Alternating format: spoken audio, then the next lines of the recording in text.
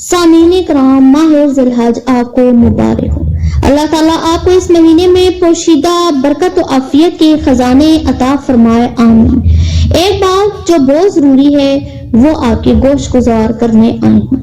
اس مبارک مہینے کی پہلی 10 راتوں کی اللہ تعالیٰ نے قسم کھائی ہے۔ ان 10 راتوں میں بڑی طاقت ہے، بلکہ اللہ تعالیٰ کی طاقت ہے۔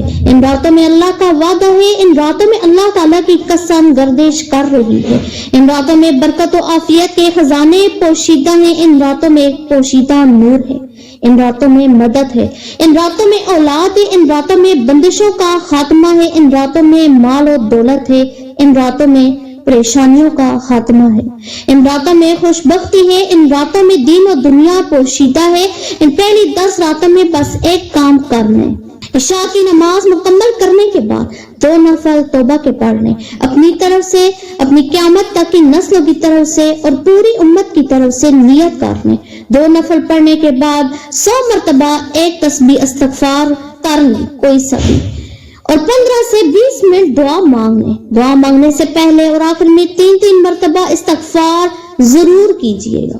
ان راتوں میں سچی توبہ کیجیے، سارے عیبوں سے معافی مانگے، خلوت جلوت کے گناہوں کی رو رو کر معافی مانگے۔ بعض اوقات بہت کچھ عطا ہونے والا ہوتا ہے مگر گناہ آڑے آ جاتے ہیں۔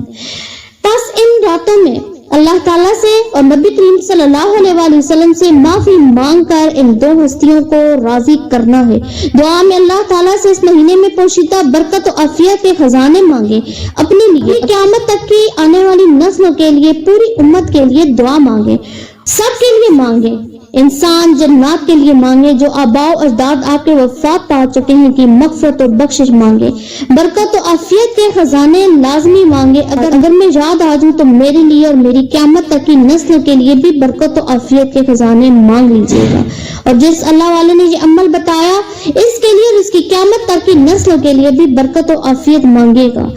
ایک آخری بات آپ کے گوشت گزار کر رہی ہوں، جس نے بھی ان 10 راتوں والا عمل کرنا ہے وہ سمجھ لے کہ وہ ان مبارک راتوں میں عبادت کرنے کے لیے خصوصی طور پر منتخب اور قبول کیا گیا ہے۔